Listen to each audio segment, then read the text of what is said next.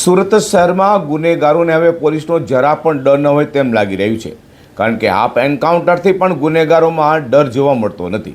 તે લિંબાયતમાં નીલગિરી સર્કલ પાસે હિન્દ ટી નજીક સરા જહાર યુવાનની જે પુનઃ ઘામરી ઘાતકી કરી દેવાતા આખા વિસ્તારમાં ચકચાર મચી જવા પામી હતી. તો જૂના ઝઘડાની દાવતમાં હુમલો કરાયોની ચર્ચા જોવા મળી છે. સુરતમાં રોજેરોજ ગુનાખોરીનો ગ્રાફ વધી રહ્યો છે. ત્યાં સુરતના લિંબાયત વિસ્તારમાં આવેલા હિન્દ ટી વિસ્તારમાં એક યુવક પર અજાણ્યા શખ્સે જીવલેણ હુમલો કર્યો હોવાની ઘટના સામે આવી છે.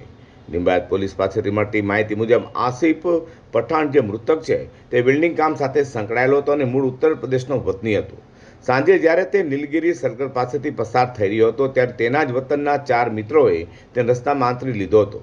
સામાન્ય બોલાચાલીથી શરૂ થયેલો વિવાદ જોતા હિંસક સ્વરૂપ ધારણ કરી ગયો હતો અને ચારેય શખ્સોએ ચપ્પુના અસંખ્ય ઘા ઝીકી આસિફને જાહેરમાં લોહી લુહાણ કરી નાખ્યો હતો. પોલીસની પ્રાથમિક તપાસમાં બહાર આવ્યું છે કે હત્યા પાછળ અંગત અદાવત જવાબદાર છે. મૃતક અને હુમલાખોરો વચ્ચે તેમના વતનમાં કોઈ જૂની બાબતે વિવાદ ચાલી રહ્યો હતો. આ જૂના ઝઘડાનો ખાર રાખીને આરોપીએ આયોજનબદ્ધ રીતે આસિફ પર હુમલો કર્યો હતો.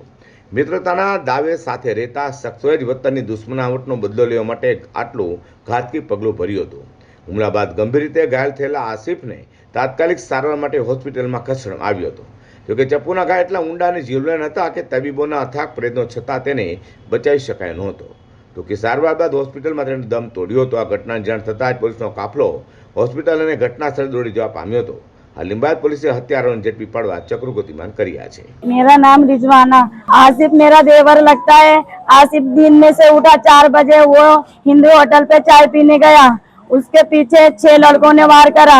उसमें 3 का नाम मुझे मालूम है, एक कलीम, दूसरा सेजाद, तीसरा दिलसाद और बाकी साइड में खड़े थे।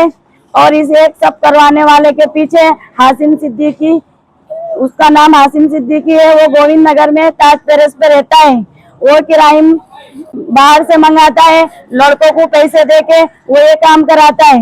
उसका यही काम है। वो लिंबायत ने पूरी गुंडागर्दी करके रखा है, लोगों पे दबदबाया उसने बना के रखा है। वो लोगों को मारता है तो यही धमकी देता है कि केस जो करेगा केस मत करना।